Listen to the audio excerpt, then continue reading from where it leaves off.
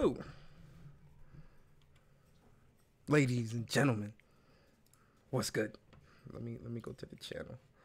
Make sure everything is good. Nice picture. Yo, Tiger, what is going on, man? Appreciate you coming through. Really, really do. RDL Matador in the building. Hey, RD, what's up? What's up? What's up? Let me make sure the volume is good. RDL Matador in the building. Hey. All right, we are good. We are good. Players United Gaming. What is good? What is good? What is good, guys? Appreciate y'all coming through. For real, for real. Let me share the link out real quick before we get started, because y'all know this gonna be a good show. We got some exciting news today, so you already know it's about to be an amazing show. Let me share the links out though, guys. Let me give a couple people time to get in. You feel me? Give the folks a little time to get in. You feel me? When Persona Speaks episode 24 is live right now. Oh yeah, we live, baby. We live. Y'all know we live. Y'all know what's about to happen, man. Y'all know what type of show this about to be. What the hell just happened? What? Yeah, I gotta get a new mouse, man. My joint been acting up lately. Like for real. Copy. Let me tweet that out. Alright, we here. Xbox boss takes over E3 2019. Now Sony scared of Xbox. Stop. El Matador, you already know that ain't even close. That ain't even close to what this is. You know that ain't even close to what this is. Oh Lord. And you know folks gonna run with that too. Facebook. Let me throw this in the Facebook groups real quick. How y'all doing today though, man? How y'all day going? Out here in New York, it's snowing. It's been snowing since like 2 o'clock this afternoon. And I'm looking outside, I'm like, should I go home? I should go home. My boss was like, hey man, you can leave at 4 o'clock. And me being the good worker that I am, I'm like, nah, I got projects and stuff I need to finish. So let me let me do that. So I ended up staying till like 6:30, and on my way home the trains is messed up. It's crowded. I'm like, yo, what is this? This is not what this is supposed to be. What is going on here? So I was definitely not feeling that. Xbox might win by default next E3. What did you do with your XO 2018 reaction? I wanted to see it. Yo, Tiger, I ended up not doing it. I'm gonna save the XO reaction. I'm gonna save it for Mog and Friends podcast this Saturday. We're gonna do it. It's your birthday. Yo, happy birthday, Tiger. Happy birthday, man. Appreciate it. Yo, definitely happy birthday to you, man. Hope you enjoy yourself, man. Hope you have fun. Sony gave us bangers at TGS. Yo, they definitely did give us some bangers. But we got some people in here, man. We about to jump into it, guys. Like I said, it's When Persona Speaks episode 24. And pretty much what When Persona Speaks is a more personal podcast that I do once a week, every Thursday, 8 o'clock on the spot. And it's a weekly series dedicated to speaking more in depth about all things gaming and the community that comes with it. Some explicit language obviously will be used. I hope you guys enjoy the show. Now let's get into it. Let's get into it, guys, because we jumping straight into it. I think y'all should see my screen. Let me make sure. Yeah, y'all should see my screen. Let me just check with I just want to make sure everything is real nice for you guys, man. Y'all know how I am. I'm sort of a perfectionist, guys. I'm sorry. So let's get down into it, man, cuz tonight we gonna be doing this is actually like last minute. Like once I heard this news about Sony, I had to put this on the docket, because I was just gonna do the Game Award voting and kind of give my opinions on that as we voted. But with this news, I couldn't not talk about this, because this is huge. This is huge news, guys. This is extremely huge news. Why is Fallout 76 plastered all over? Like, ugh, get this Fallout stuff out of here. Ugh, my God, disgusting. Um, so for those that don't know, if you've been living under a rock, uh, for those that don't know, okay, I just wanted to make sure that I wanted to make sure that that everything was good on the thing, but yeah. So for those that don't know, Sony confirms that there will be I love how they zero presents. There will be zero presents, ladies and gentlemen. There will be zero presents at E3 2019. We'll share new plans soon. Let's just talk about that for a second. Because sometimes you got to love the cockiness of Sony. Because it's so funny. It's funny sometimes. They pretty much was like, yeah, we've been going to E3 for 24 years. So what? We're not going next year at all. Zero presents. Oh, and y'all trying to know what we doing next? Y'all gotta wait for that. Y'all not getting that today. Who said you getting that today? Y'all gotta wait for that. Y'all don't get that on the same day. Y'all get news bit by bit, piece by piece. Yo, Sick Humor in the building. Sick, what is good, my brother? Appreciate you coming through, man. So let's unpack this. We gotta unpack this, guys. So there's gonna be zero presents at E3 2018. So it sounds like zany forum speculation, but Sony has confirmed that it will not be attending E3 2019 at all. That means there'll be no annual press conference or show floor presence from the platform holder at all. Bruh. Do you understand? Let me highlight that.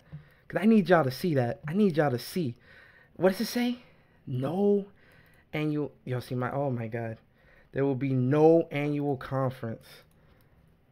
No annual conference or show floor presence from the platform holder at all. Ladies and gentlemen, that hurts. Reading, and I'm not saying that hurts me, but that's huge. That's huge. That's huge, and that's very cocky. That's very, very cocky. That's very cocky.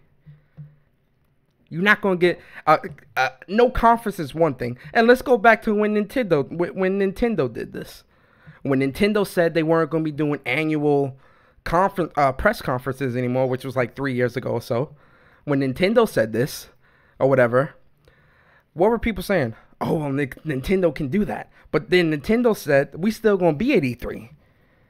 Because remember, they had that whole Zelda, like their whole section was straight Zelda. Remember, this is when Zelda Breath of the Wild was about to come out and whatnot. So they were, they had that whole section letting people play and all that stuff. They still had a presence. Sony said, we going to one-up you, Nintendo. Because the impact,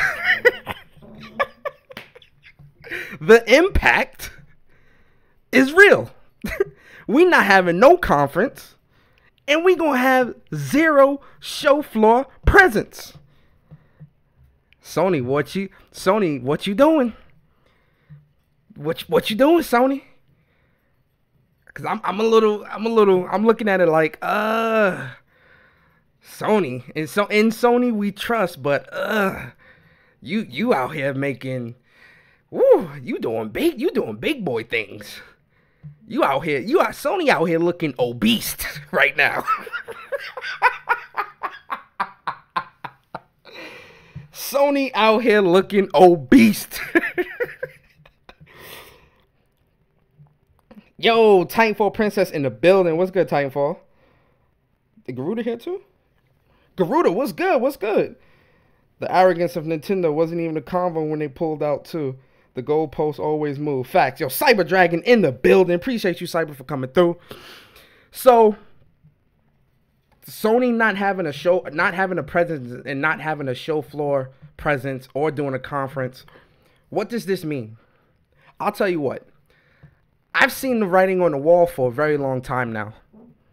I've seen the writing on the wall because with PlayStation Experience, when they did the very first PlayStation Experience back in 2014, and I went to that, when they did the very first PlayStation Experience 2014, I said to myself, this has potential because this is more of a personable thing. This is more personal. This is more intimate. This is more getting, more in depth and really reaching the gamer. This is making the gamer feel wanted, making the gamer feel welcome. This is, for people that don't normally go to cons or go to conventions or anything like that, having something like this that's meant for gamers, that's affordable, that's, chock full of good things, meeting good gamers, the show floor, just being able to experience that. I said to myself, yo, this is going to blow up because this is what gamers want.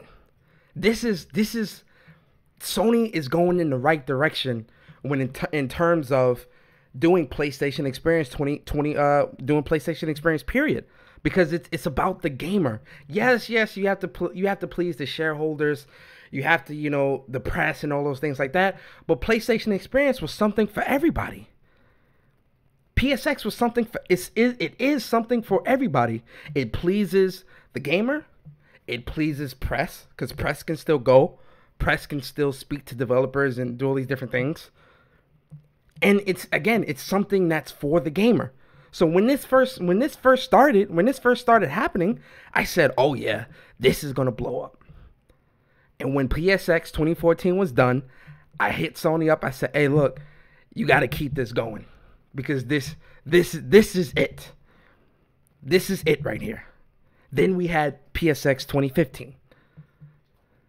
And I'm like, okay, it's even more people because PSX 2014, it was huge. It was a huge event and it was a huge venue, but it was still, you could still tell it was kind of still small scale.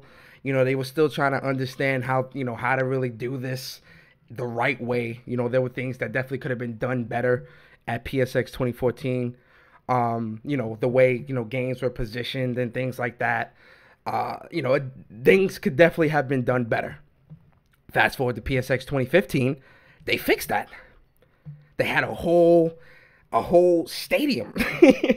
You feel me? They had a whole stadium. Not stadium, but like a whole, like something like the Javits Center out here in New York. It's called the Moscone in San Francisco. And it was huge. And it was 2-3 floors. I'm like, okay, now you're getting it, Sony. And Sony was also doing the Capcom Cup. So you're pulling in that FGC crowd. You're pulling in the PlayStation crowd. You're pulling in the newcomers. You're pulling in the media. You're pulling in everyone. This is perfect. This is gonna work.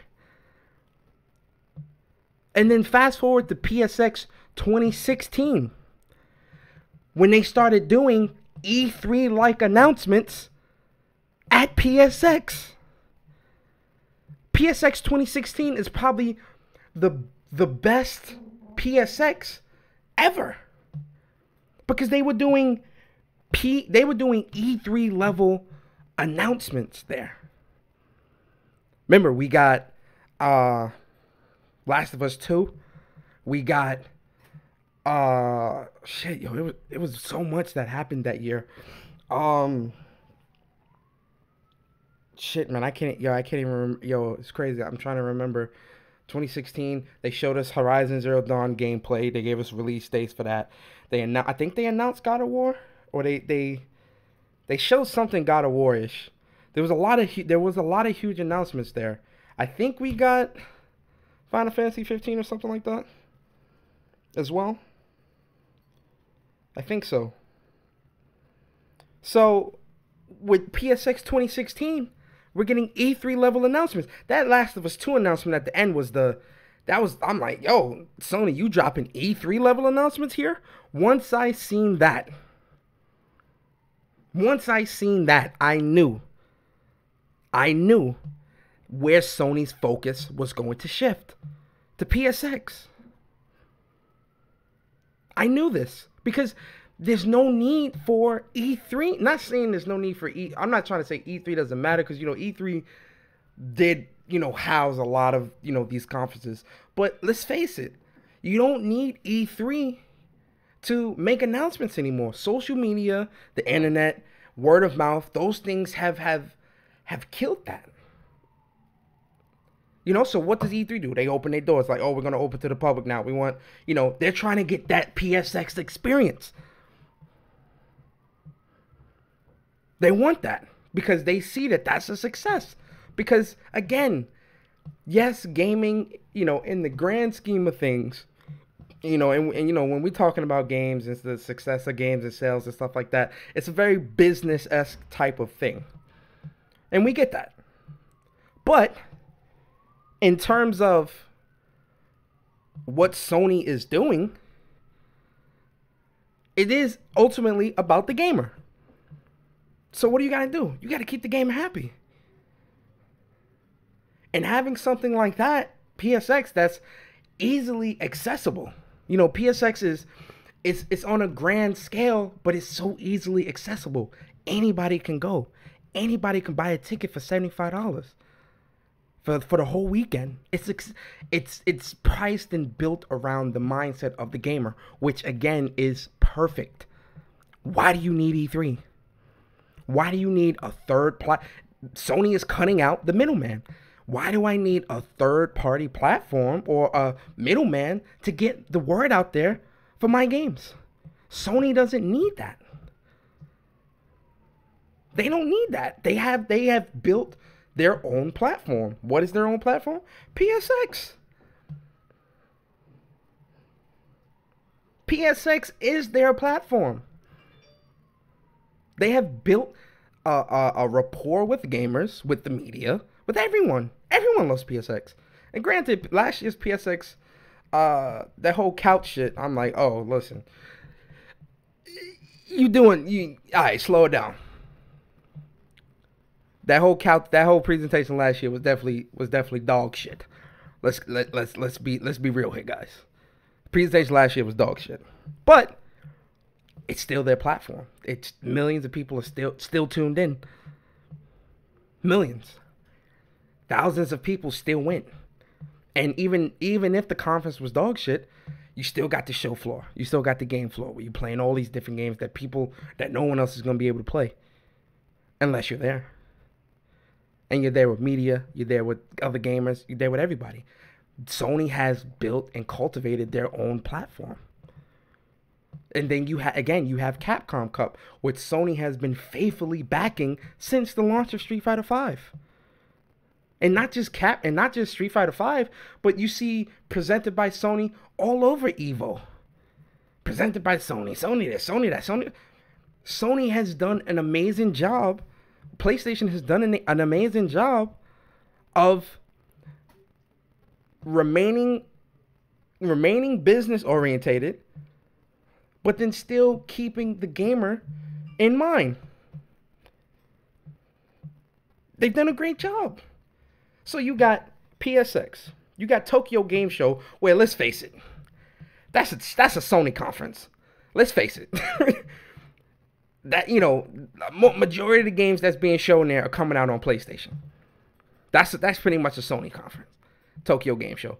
You got Paris Games Week, which is which they have a huge following there. And then you got Gamescom, which, again, Gamescom is another one that may be on its way out. Because you don't need that. You don't need that.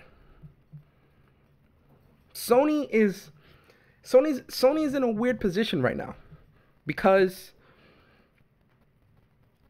they're in a position where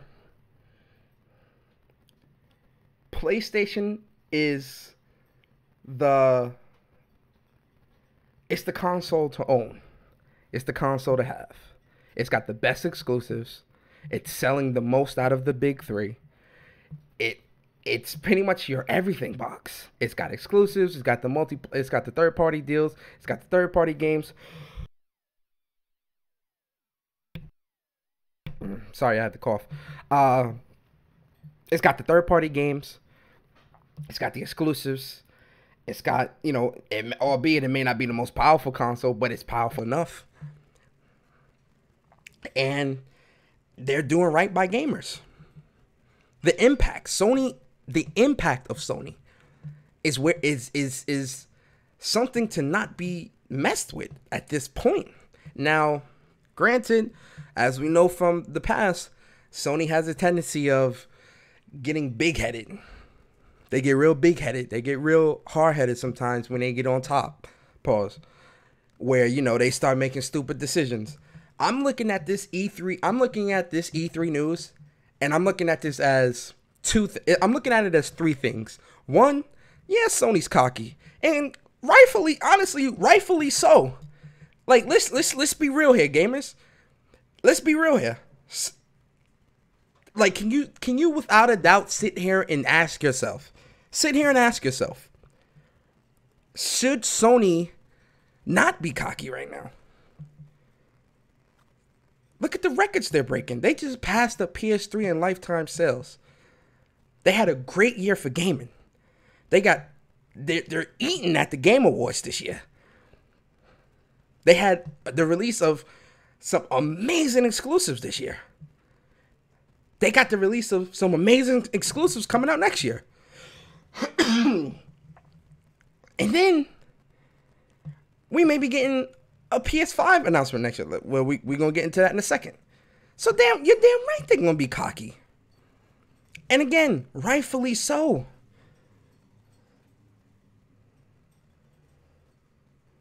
Rightfully so. Sony has nothing left to prove this gen. You're absolutely right, Titanfall. They have nothing left to prove this generation. Nothing. This generation's over. It's done. Especially after watching EXO 2018. Listen, Sony has nothing to worry about. So they're selling consoles. They're doing right by the gamer. They've created their own platform that is at the level, or if not above the level of E3. Now, granted, E3 is still E3.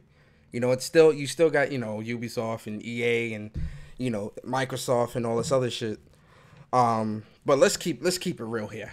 Most people go to E3 to see Xbox and Microsoft's conference. I mean, Xbox and PlayStation's conference. Let's keep it a stack here. Let's keep it real. No one's checking for the PC conference. There's really no Nintendo conference. And with Ubisoft and EA, you kind of know what you're getting. Like, you realistically, you know what you're getting with EA and Ubisoft. Realistically. And Bethesda, just stop. Bethesda's a joke. So,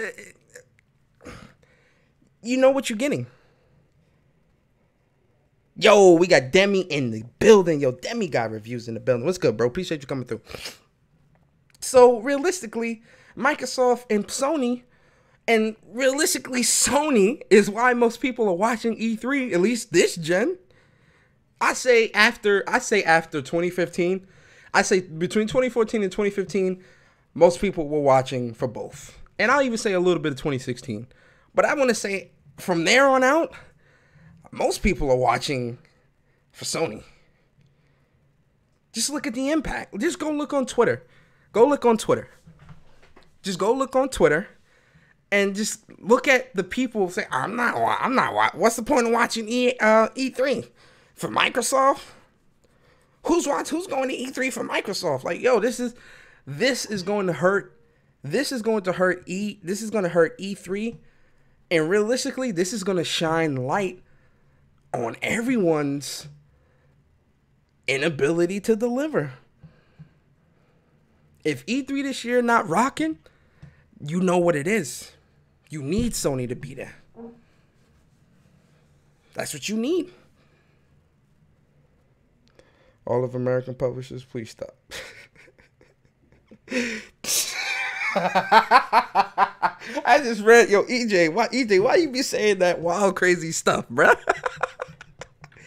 Yo, Garuda, most other gaming publishers at E3 are making multi-plat games, so Microsoft can get a few W's if Nintendo don't take it. That's what I'm saying. Most of the stuff that's being shown at E3 is going to be on PlayStation's platform anyway.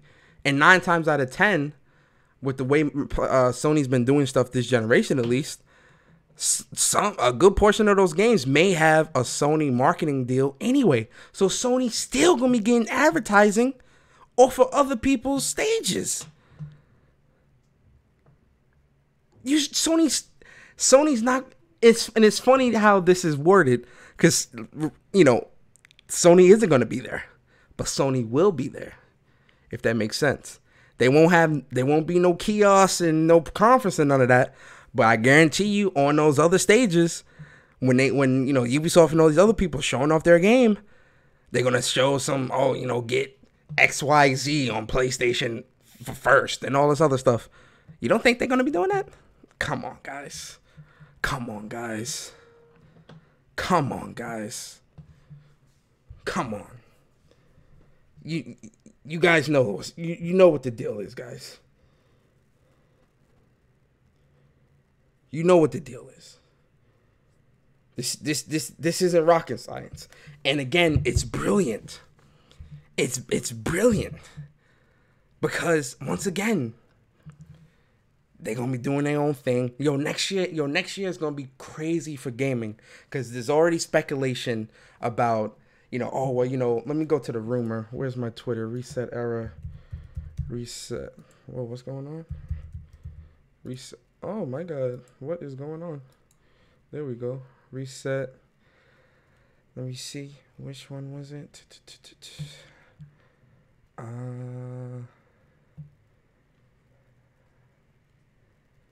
I can't find it. I seen it. Oh, okay, here we go. Rumor PS5 revealed mid 2019. Blowout at PSX 2018. Released within, I think that's supposed to be 1.5 years from now and more. I think this is the Reddit post. Let's go to the Reddit post. Okay. Sony's not going to appear in E3 next year. Official announcement tomorrow. Oh, so he was right about that shit. PS Experience returning. Most devs already have dev kits for PS5. Spoiler, it's a monster. Sony prepping hard for PS5, and one of the reasons there's no E3 next year because they blew all their load this year and got nothing new to show next year. Now let's address that, because I do want to address that. I do agree that, well, no, I won't say I agree, but I do think that Sony definitely, I don't want to say they blew their load, because we know that the big devs that came out with stuff towards the beginning of the generation, we know they're at work. You feel me? I'm sure Ready at Dawn is going to bring out the Order 1887 or 1886.5, whatever the hell they call that. We know that that's going to happen. We may get an announcement that I really feel like it would be cool if Sony did get Insomniac. If they didn't, they didn't. But I'm pretty sure, like, even though Insomniac is also putting out these DLCs for Spider-Man, I'm pretty sure they're already writing Spider-Man 2. And we already know that Cory Barlog, they're already hard at work with God of War 2. We already know that. We also know that Herman Hulst and Guerrilla Games, we already know that they're gonna be bringing Forza Horizon Zero Dawn 2. We already know that. And they may even bring a new Killzone as well. We know this. We already know that Ghost of Tsushima and The Last of Us 2 are going to be coming out. Now, what'll be interesting is if The Last of Us 2 and Ghost of Tsushima and Death Stranding, for that matter, all will be cross-gen games, meaning they'll be PS4 and PS5, and those will be the last batch of games to release for the PlayStation 4, which I'm speculating that's what it will be. But like I hate when people say, "Oh, Sony blew their load." No, they didn't blow their load. They're cooking right now. All the developers are cooking right now. Dreams is supposed to be released next year. Concrete Genie is releasing next year. Just got what's the name? Damn it, I can't remember this developer. The developers that made Until Dawn, they got an unannounced project. Square Enix, there's rumors now that Square Enix has a new AAA game coming out for the PS4. An unannounced game. Sony didn't blow their load. Nothing was blown. They're cooking. So I get that. Debbie, you caught, yo, only Debbie would catch that. Only Demi would catch that. So they're cooking right now, guys. They're cooking. So I'm not surprised. And I don't think Sony is passing up on anything because they blew their load. They're cooking. Which, again, go ahead and cook. You feel me? We already know what's coming out next year. Days Gone is literally right around the corner. That comes out February. Crap. What else is coming out? Concrete Genie's coming out spring 2019. Dreams is coming out next year. Next year we've got the timeline for that. And then the rumor is we're supposed to be getting either Ghost of Tsushima in 2019. I mean, guys, blew their load where? Blew their load where? You feel me? So, you know, PlayStation, again, the impact is huge. The internet is on fire right now. As soon as oh my God. I think it reconnect. Okay. Oh my God. OBS sent me a notification, said you disconnected. I said, what? Microsoft like, yo, we don't like how you speaking too much about Sony right now. Let's get him out of here. They was like get him out of here. Microsoft's like, get this man out of here. Get him out the paint. But guys, you know, let me know down below what y'all think of Sony confirms, you know, Sony not being at E3. Do you think, you know, they scared? Do you think they being too cocky? They getting big headed? Do you think it's because they don't got no games? Do you think it's because, you know, it's some bigger plan? Like, yo, right now, I think Sony cooking right now. And I think next year, I really do think next year is really going to surprise a lot of people.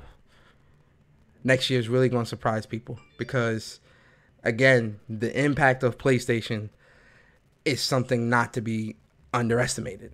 Now, the bigger issue here is Xbox, because after XO 2018, I'm worried. I'm gonna keep it real with you guys. I don't think Xbox can carry E3 on its back. It sounds fucked up, but I really don't think Xbox can carry all of E3 on its back. I don't think so. I don't. And it's funny because I think a lot of people will tune into E3 next year just to watch Xbox to see if they fail or not. Like, it won't be them. It'll be people there watching, obviously, for the games, but I think a lot of people will be there watching to see if Xbox can really carry E3. Because then once the show ends, you're gonna see people on Twitter being like, "Oh yeah, you need PlayStation for E3. Xbox didn't do it. They didn't. Their show was trash. They didn't. It wasn't the good." You know, you're gonna see that type of stuff potentially. Me personally, I don't think Xbox can carry E3. I don't think they can carry them at all. I don't think so. I don't think Xbox has the same impact as Sony to where it can carry an entire conference on its back. Like, you saw how when Nintendo said they weren't going to have a conference, but they still were going to have a presence at E3. Remember that? And remember when their whole show floor was straight Zelda? And that was like the longest line. That was the most coveted game. It was the, you know, everyone was clamoring to play that. Like, you know, that type of impact. I just don't see that coming from Microsoft, unfortunately. I don't see it. To be honest, Xbox needs to fall out E3 and do their own thing. I agree. I feel like E3. I feel like we're past that time. I really do feel like we're past that time. Like there is no. There's no need for E3. Like, even though XO 2018 wasn't a good conference, it's still Microsoft's own platform for them to do whatever they want to do. Do the Fan Fest every year.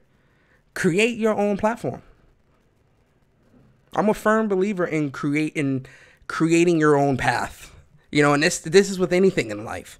You feel me? Like, create your own platform on Twitch, YouTube. Create your own. Don't use someone else's. Create your own. That goes with anything. Create your own. They created their own platform. They created their own way. That's what Sony did. I feel like I agree with Demi. Microsoft doesn't need E3. Go do your own thing. Yo, Wolfflow, what's good, man? Sony needs to step their game up, though. What they need to step their game up in? I feel like Sony doing good right now. Real talk. I feel like Sony's doing really good right now. Honestly, I do. I feel like Sony is in a good spot. And depending on how 2019 goes, I feel like we'll have a good idea of what next generation will be like. I want to say, and pretty much what I mean by that is, like, if they announce the Xbox, if they announce the PS5 next year, like, let's face it, I don't think Xbox. If the rumors are right and PlayStation is going to announce and release their PS5 next year, I don't think Xbox is releasing anything new consoles next year.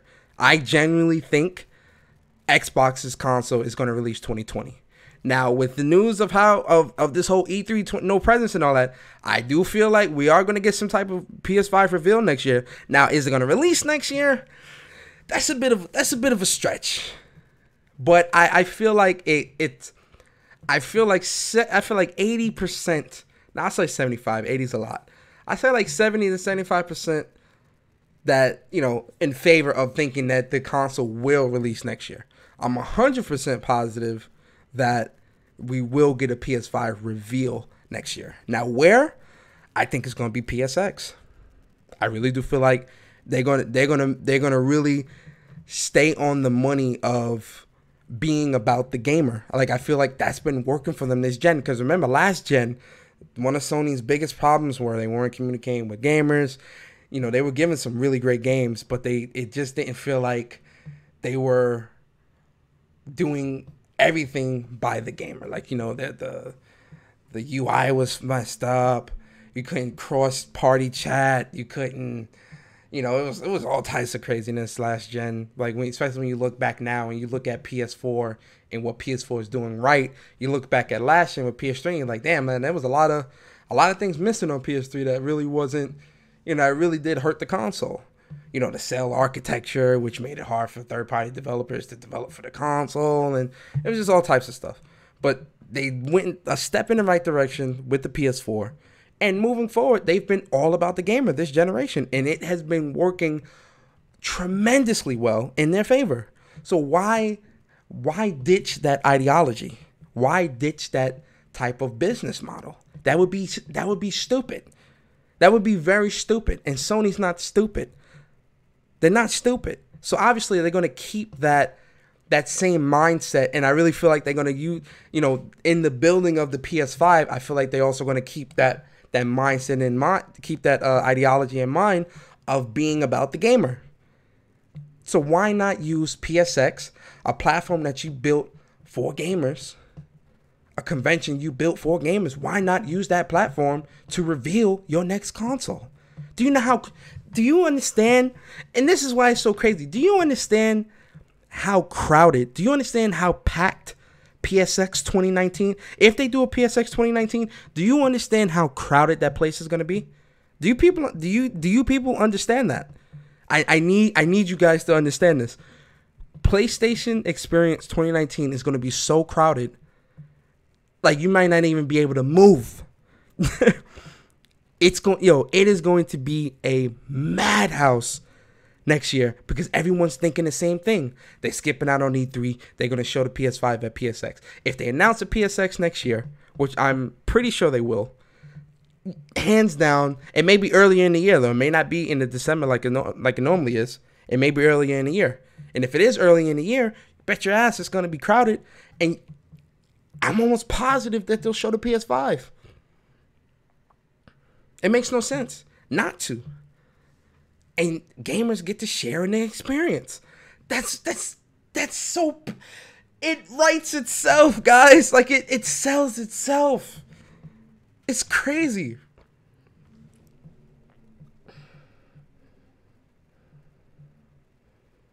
It's crazy. It's ridiculous.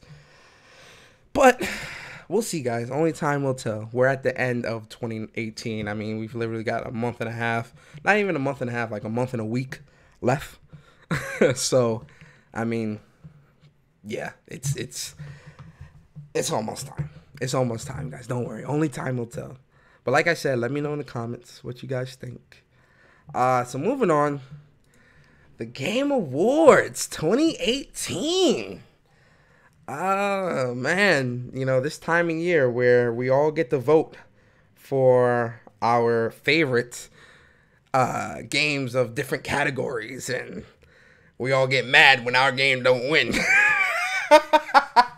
But yeah, so Game Awards 2018 is around the corner. I think it's... When is it? Oh, it's December 6th. So Game Awards is going to be December 6th. And obviously they let us, you know, they vote. You got to go vote. So that's what we're going to do, guys. We're going to vote. We're going to give our opinions of why we're voting for this. And that's what we're going to do. So I hope you guys like it. NVIDIA taking in after hours recession. Sony holding down 2 of the 6 GOTY nominees is crazy. Yo, that is crazy. We're gonna talk about that, but we're gonna save Game of the Year for the end because I got a lot to say about that. So let's get through these other ones first. So best debut indie game, recognizing a new independent studio that released its first game in 2018, selected by fan voting. Nominees: Yuko's Island Express, The Messenger, Moss, Florence, Donut Country. I gotta be honest, I didn't play any of these games, unfortunately. So we're not going to vote. Yeah, because I can't really vote for nothing because I didn't play. If I had to choose one, I would choose Mosh though, because I did watch Bari play that, and that game looks really great. And Bari said it's an amazing game. Best student game. So Best Student Game awarded the best student project created at the high school or college level. Combat 2018, Dash Quasar, Jara, Lift, Recharge. And once again, I didn't play any of these games. I ain't played none of these games, guys. I'm sorry. So we're gonna skip that one because I didn't play those.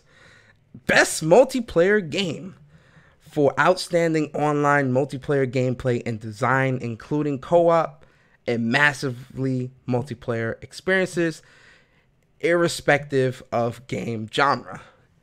Call of Duty Black Ops 4, Destiny 2 Forsaken, Fortnite. Yo, I'm gonna keep it a buck. I think Fortnite gonna win this. Unfortunately, I just know it is. Fortnite's gonna win. Monster Hunter World or Sea of Thieves. Why is Sea of Thieves here? Can someone tell me that? Why is Sea of Thieves here?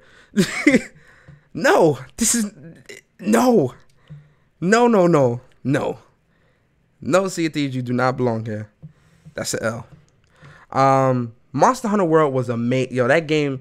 If you haven't played Monster Hunter World is an amazing game. Yo, Sea of Thieves, what's good, man, bro? You skipped Mosh. How dare you? Yo, sick. I didn't play Mosh, bro. I didn't play Mosh. I couldn't vote. I'm not gonna be one of those dudes that vote. I didn't play it. If I didn't play the game, I can't vote in that category. If I didn't play or beat any of the games in that category, I won't vote because what am I voting on? I can't, I don't want to be one of those. So I'm not gonna vote. I'm not gonna vote that. So Monster Hunter is an amazing game. The co-op is really fun, really, really streamlined. Fortnite is dog shit. I don't even. Ugh. Destiny 2 Forsaken was decent. I mean, I played the hell out of it, but it wasn't. I don't know. They fixed a lot of things in Destiny 2 Forsaken, but I still just can't.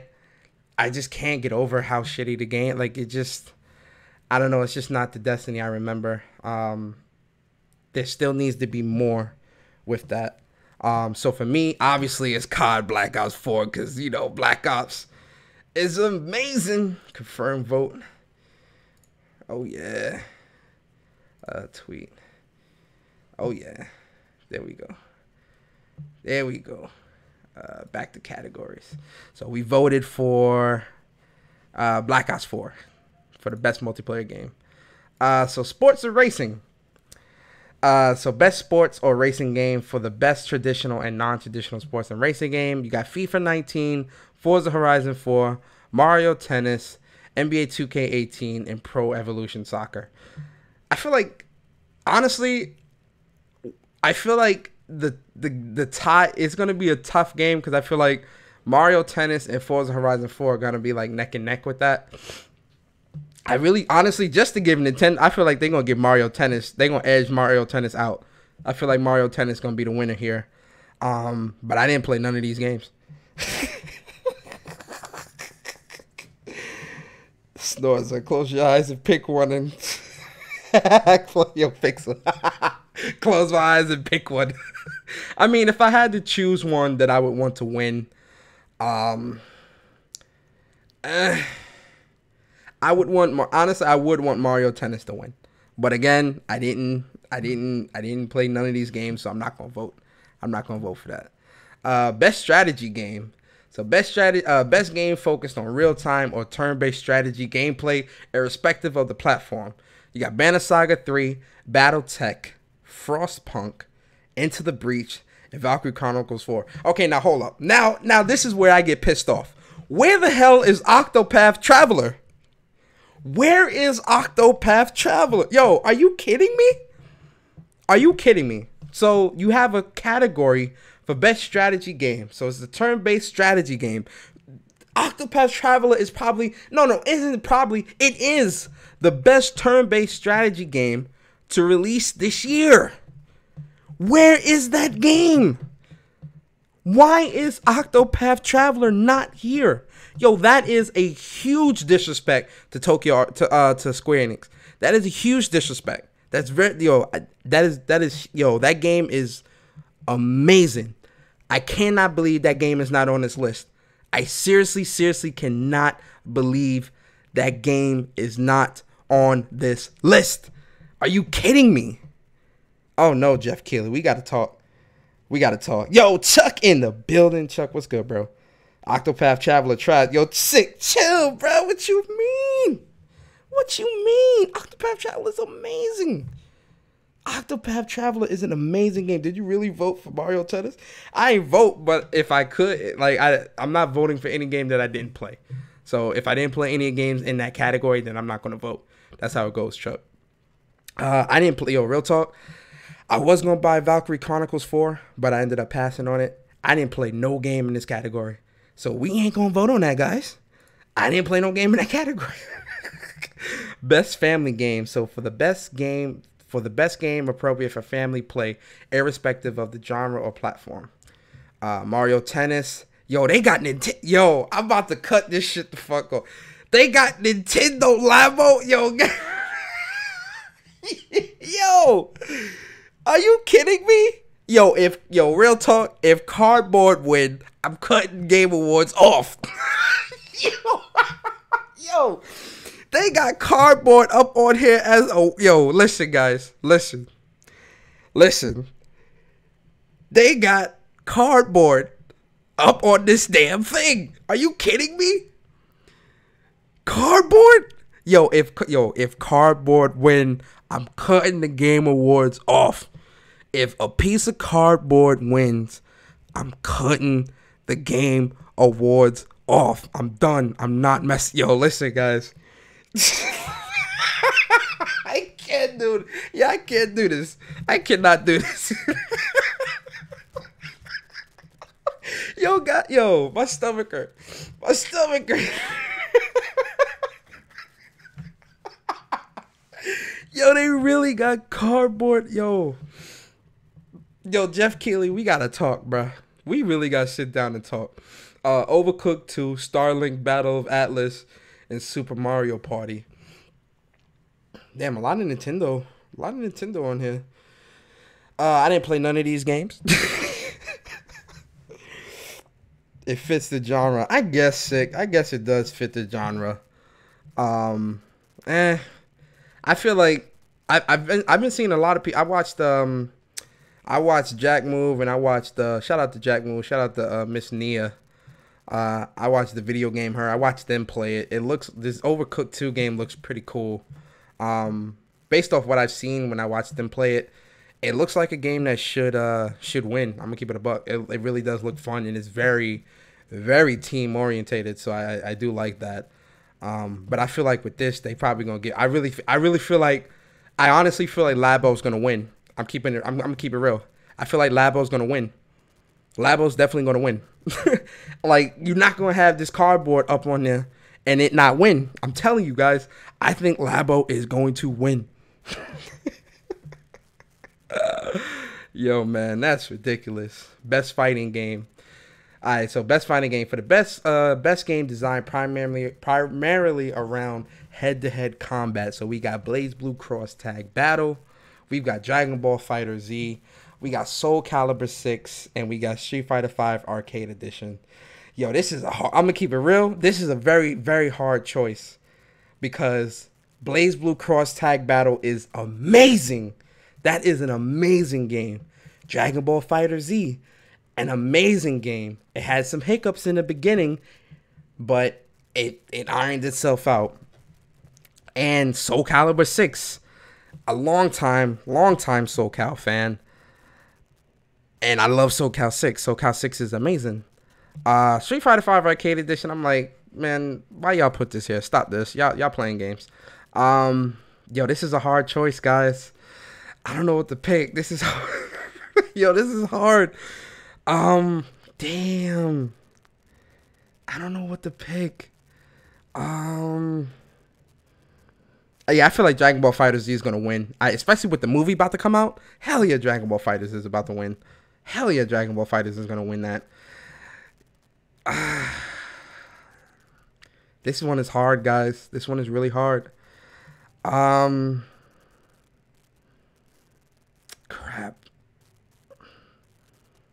Fine. Well, we're gonna do. You know what? Screw it. We're gonna do BlazBlue because BlazBlue just. I love that game. I love that game so much. I did okay. Like I love BlazBlue so much. We're gonna do BlazBlue. Yeah, we're gonna do BlazBlue for that. Best role playing game. For the best game designed with rich player character customization and progression, including massive multiplayer experiences. Dragon Quest XI, Echoes of the Elusive Age, Monster Hunter World, Ni no Kuni 2, Revenant King. Oh, okay. Here go Octopath Traveler. Okay, you know what?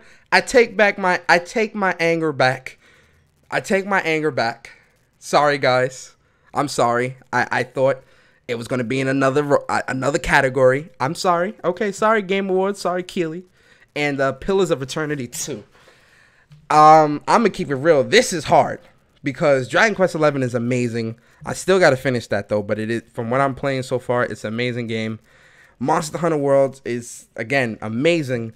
Ni no Kuni 2, man, this game resonated with me so much. And Octopath, just the combat, the story, the RPG elements. This is a hard choice, guys. But honestly, I'm gonna have to go with Ni no Kuni 2 because Ni no Kuni 2, that story was phenomenal. That story was phenomenal. That story was phenomenal. That story was amazing. I had to go Ni no Kuni 2. I had to. Ni no Kuni 2 was too good. Way too good. So best action adventure game. For the best action adventure game combining combat with traversal and puzzle solving, we've got Assassin's Creed Odyssey, we've got God of War, we've got Marvel Spider-Man. Why is Red Dead here? No. No. And why is Shadow of the Tomb... Guys, help me. Why is Shadow of the Tomb Raider here? What? Combat with traversal. First of all, anything traversal, Red Dead don't even need to be in that category because the traversals for Red Dead is not good.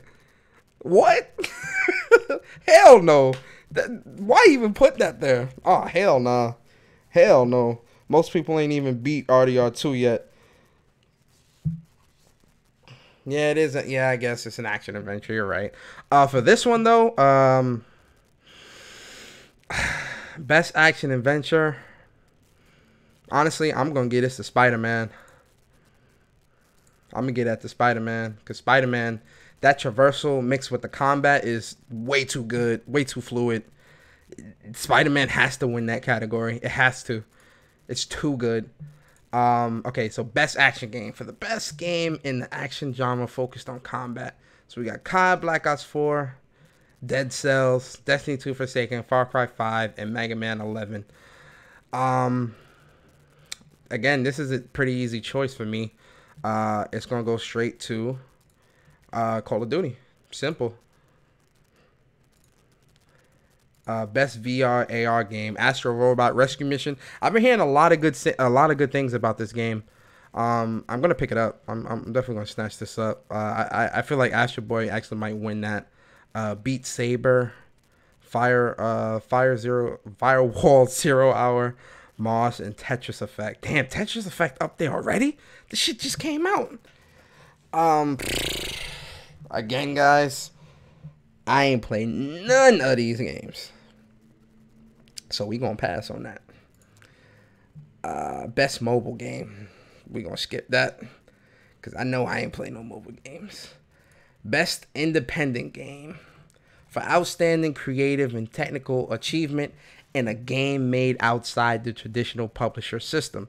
Celeste, Dead Cells, Into the Breach, Return of Obra Dinn, The Messenger. I'm gonna go with Dead Cells, cause I did like Dead Cells. I still gotta beat it, but I did like Dead Cells. I definitely did like Dead Cells. Dead Cells was pretty cool. We're gonna vote Dead Cells on that. Games for impact, for a thought-provoking game with a profound pro-social meaning or message. 11:11, Memories Retold, Celeste, Florence. I need to play this Florence game because I'm seeing this game a lot. I need to look this game up and see what that's about. Life is Strange Episode 1, The Missing, JJ, McField, and the Island of Memories.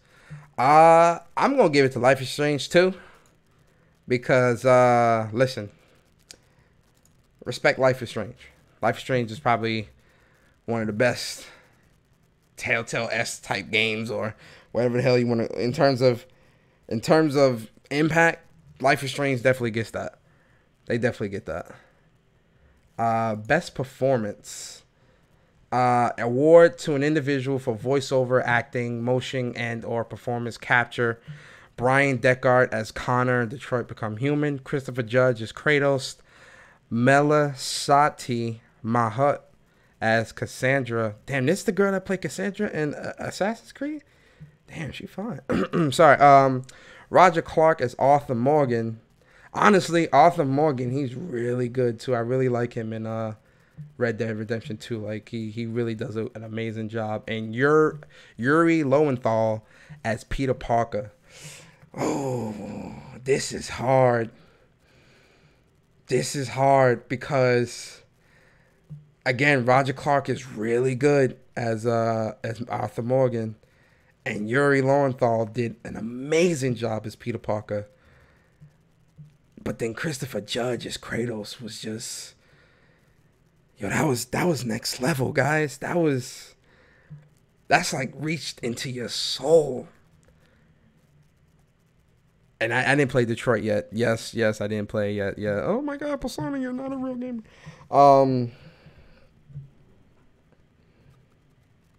Damn. It's hard, guys. It's hard. I haven't beat Red Dead yet, but Arthur's performance in Red Dead thus far, I'm on chapter 5. The performance is amazing. The voice acting, how he captures the Western accents and just that whole mannerisms and all that. It is next level. But Christopher Judge, guys, I'm sorry, God of War's got to get it. Chris Judge got to get it, man. The way he did God of War as Kratos. Yeah, I don't think we'll ever see something like that again. He did a great job as Kratos, man. He did a great job. Best audio design presented by Dolby. Recognized the best in-game audio and sound. Call of Duty Black Ops 4, Forza Horizon 4, God of War, Marvel Spider-Man, Red Dead Redemption 2.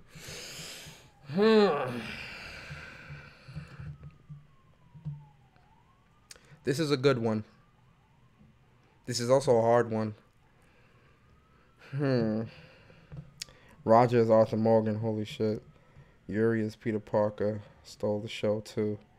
Yeah, Yuri is Peter Parker did. He definitely did, Demi. He definitely did. Oh man. Best audio design. Them guns in Red Dead Redemption 2 sound amazing. I can't front. But I do like the sound in God of War, and the sounds in Spider-Man are good. Like the music, the way it plays and stuff like that when you're swinging, and it changes up based on the day and how fast you're swinging and stuff like that. I'm gonna have to give this one to Red Dead, because the sound it makes when you get like headshots and stuff, they did good. That sound design on Red Dead is really amazing. It really is. I'm gonna give that to Red Dead. Best score / music. For outstanding music inclusive of score, original song, and or licensed soundtrack. Celeste, God of War, Marvel Spider-Man, Ni no Kuni 2, Octopath Traveler, Red Dead Redemption 2.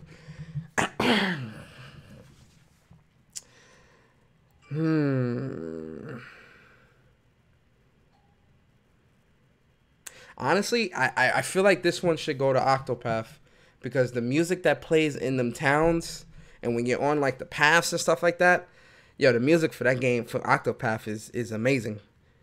It's like next level. Rockstar is pretty much one of the most overrated devs and publishers ever. Oh my god, EJ. I'm gonna give this one to Octopath. I'm gonna give that one to Octopath. Octopath gets that one for sure. Best art direction for outstanding creative and or technical achievement in artistic design and animation. So we got Assassin's Creed Odyssey, we got God of War, Octopath Traveler, Red Dead Redemption 2, Return of Obra Dinn. Art direction.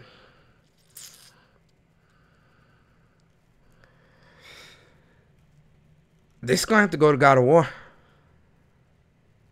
The way God of War looks, the worlds, it captures Norse mythology so well.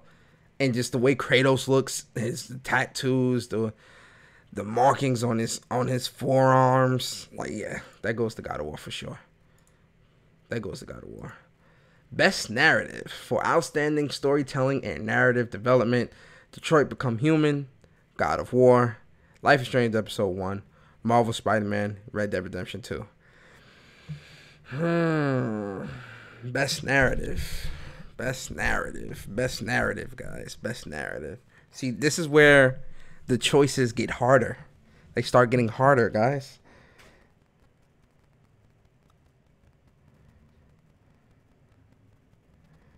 I'm telling you, bro, Celeste slaps. I never played Celeste, Demi. I gotta play that. I definitely gotta play that. Best narrative for outstanding storytelling and narrative development in a game. Yo, this is hard. This is hard. Crap. I'm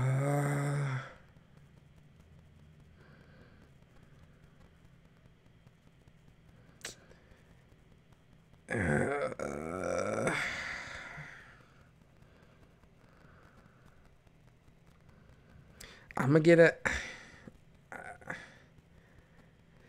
It's between Spider-Man and God of War. Cause we haven't, we're still only on Life is Strange episode 1. I'm not giving it that. And Red Dead, I haven't beat Red Dead yet, so I'm not. But the story is amazing though. The story for Red Dead is really, really good. But I haven't beaten the story yet, so I'm not doing that. It's between God of War and Red Dead for me.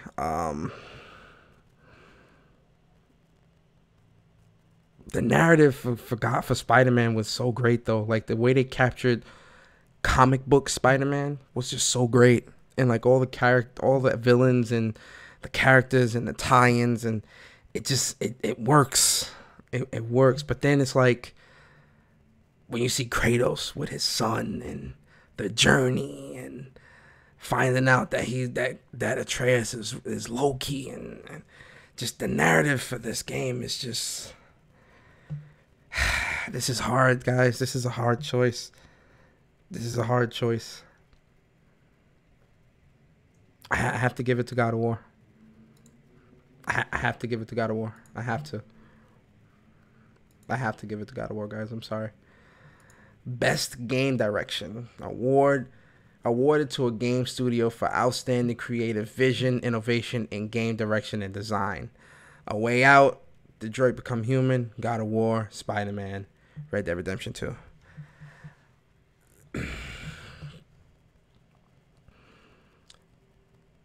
This one goes to Spider-Man. This one goes to Spider-Man all the way. Because Insomniac did an amazing job of capturing Spider-Man. Capturing the world that Spider-Man's in. Capturing New York City. Capturing the characters. The web swinging. Like, just everything. The mannerisms of Spider-Man and Peter Parker. Making Parker feel human in the game, making you be able to connect. Insomniac did such an amazing job. That one definitely goes to Spider-Man for sure. Yeah, that one definitely goes to Spider-Man. Now this one, Best Ongoing Game, awarded to the game for outstanding development of ongoing content that evolves the player's experience over time. Destiny 2 Forsaken, Fortnite, No Man's Sky, Overwatch, Tom Clancy's Rainbow Six. Honestly, real talk, this one goes. I'm giving this one to No Man's Sky. And hear me out, guys. I'm giving it to No Man's Sky because they really turned No Man's Sky around with the huge update that they did back in the summer. No Man's Sky is an entirely new game, and they really worked really hard to win back its audience. They turned the entire game around in an entirely different direction. No Man's Sky deserves that. They deserve that award because they worked hard, and I applaud them for that. Here we go, guys. The award of the night. The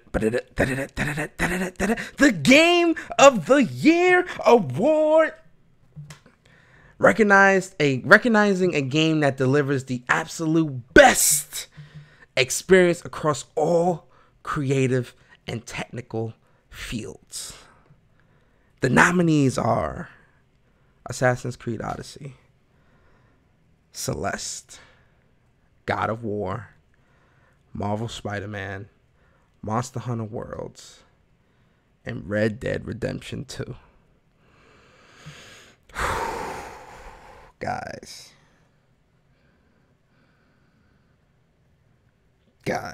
this is where this is what separates the men from the boys. I'm gonna keep it a buck with you. I feel like they're gonna give this to Red Dead. Just don't. I said, listen, me and the fellas was talking in the chat yesterday. Hear me out. And I said they're gonna give it to Red Dead because of all the shit that was coming out with the developers working 100 hours and all this other stuff, and not being able to see their families and all this crunch time, and they're gonna give it to them out of sympathy. Now, granted, Red Dead is a great game. I'm not taking it from that. It's got a great story, but there's flaws in Red Dead that people refuse to acknowledge, and that's a problem. Red Dead, again, story-wise, is great. Voice acting and all that, great. Music, great. Controls, dog shit.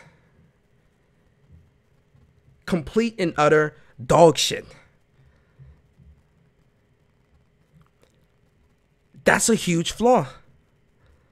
Because the controls in the game is your gateway to the experience. People keep saying controls don't matter. Controls matter the most because the controls is the gateway to the experience.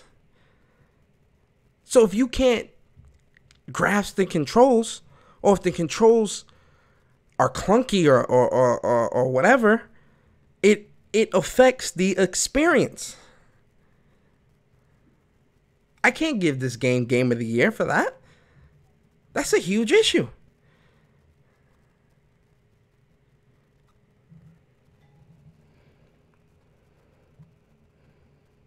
Yo, Chillwave in the building.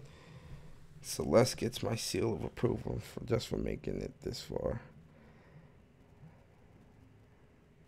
Yeah, the controls are a huge problem, man. Monster Hunter Worlds, I'm very surprised. I'm lying. I'm not surprised Monster Hunter Worlds is here. It's supposed to be here. It's Monster Hunter.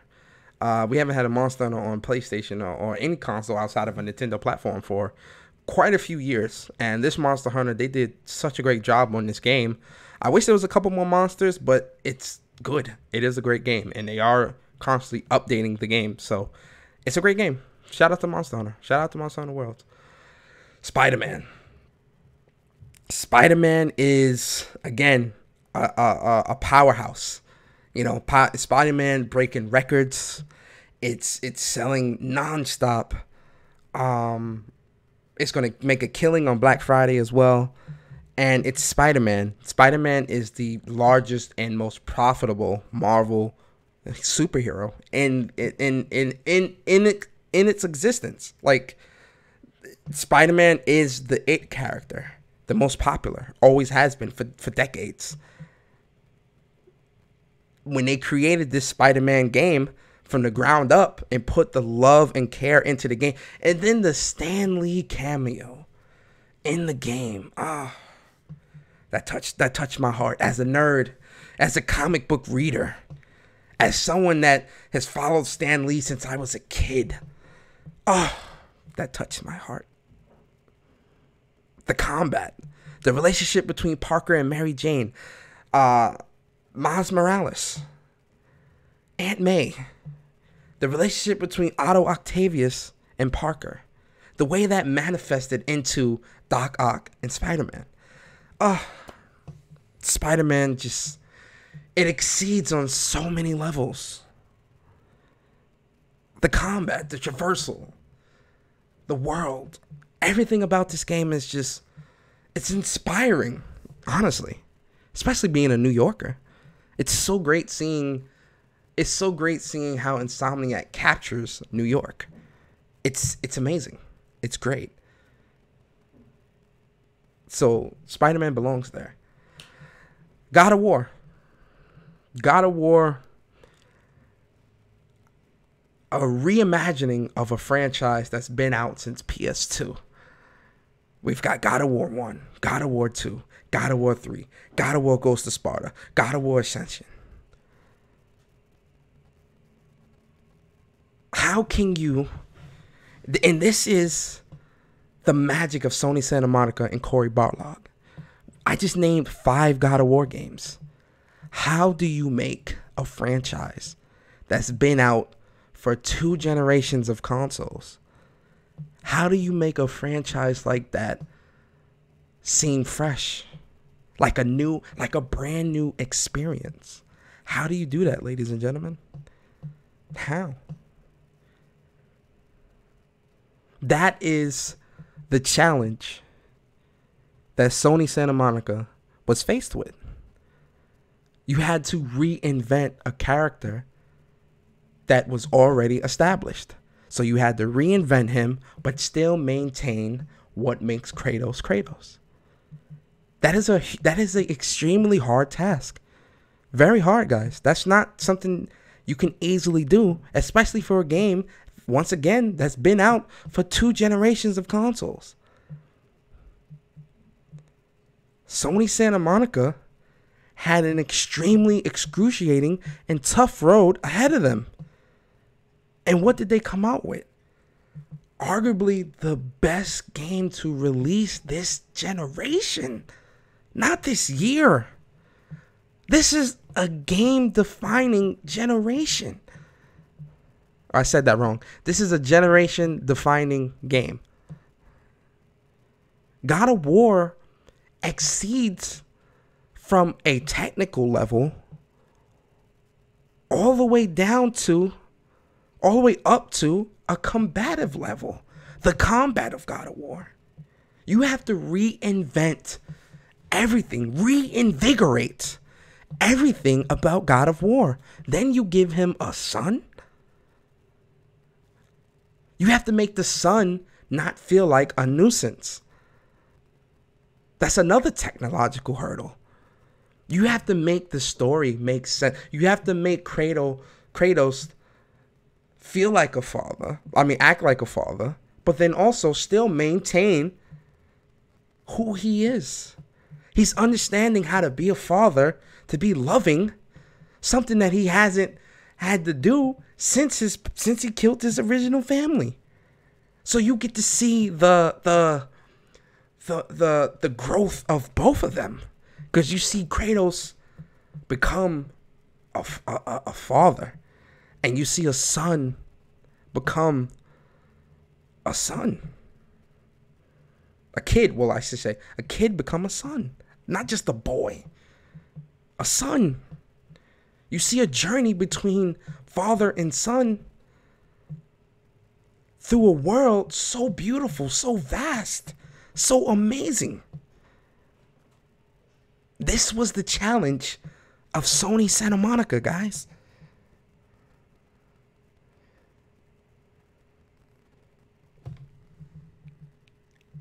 I don't know. And then we got Celeste.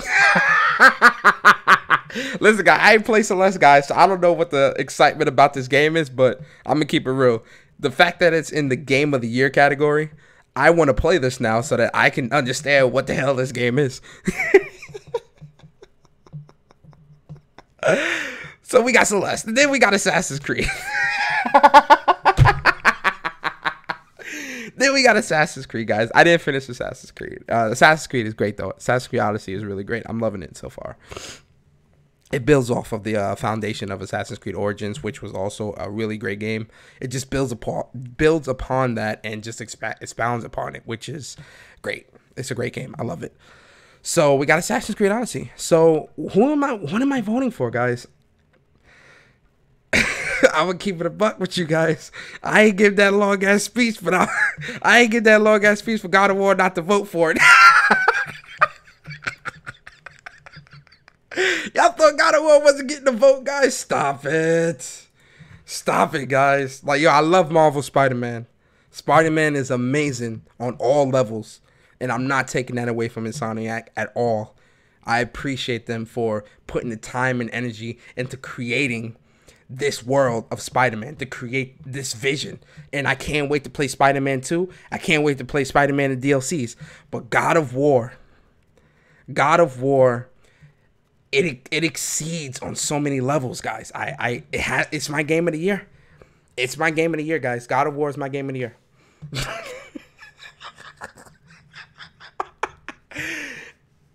I know Barry probably gonna watch this and be like, yo, Persona, you're very disrespectful, sir. So my man made me upset and it tugs at the heartstrings.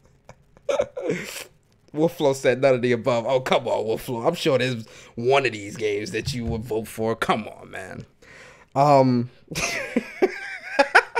So guys, that is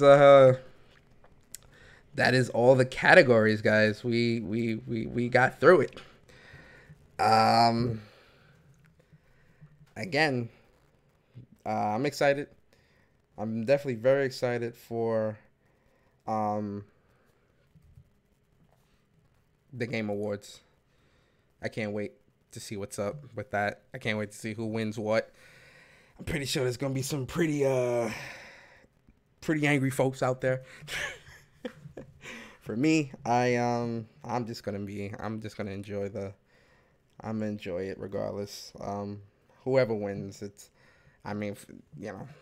whoever wins. But for me, those are my votes, and those games are, I picked those games for a reason, because all those games, they resonated with me to some degree. But definitely a great episode. I definitely do appreciate you guys coming through to the channel. I appreciate you guys chopping it up with your boy tonight on When Persona Speaks episode 24. Another great episode, a great turnout. Really cool. Really cool. I love doing these. I love doing the podcast every week, chopping it up with you guys. Big shout out to everyone in the chat. Demigod Reviews, Wolfflo, EJ, Vic, Sick Humor TV. Definitely check him out. Check out Demigod Reviews channel as well. Who else came through? Who else? Titanfall Princess. Shout out to Miss Titanfall. Pixel Protocol. Shout out to Pixel. Chuck came through in the building. Who else came through? Oh, Players United Gaming. Definitely appreciate you for coming through as well, man. I'm trying to see who else came through. El Matador came through to the channel. Appreciate you. Garuda Legends. Who else came through? Who else? Cyber Dragon. Appreciate you coming through, bro. Yeah, definitely do appreciate everybody that came through to the channel, man. I really do. Thank you guys. I appreciate y'all's support. Seriously, I do. Definitely mean that. And anybody that just listens, and doesn't really type in the chat, definitely appreciate y'all as well. Don't forget, guys, Saturday morning, 11 a.m.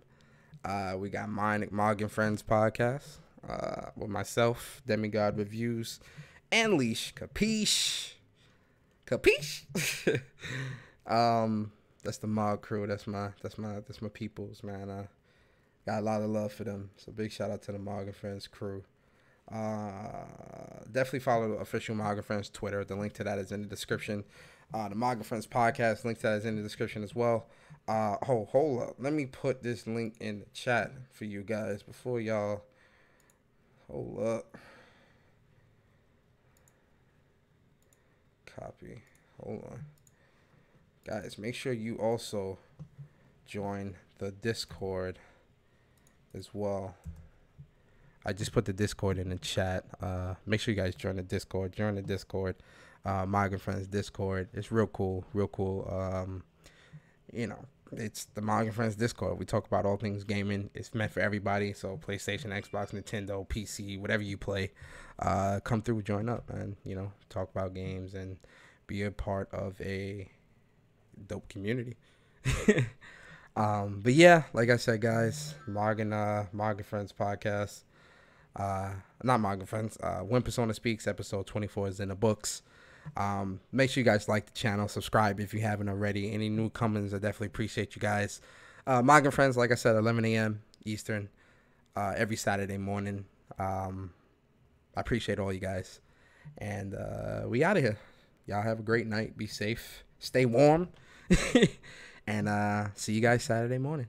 Peace.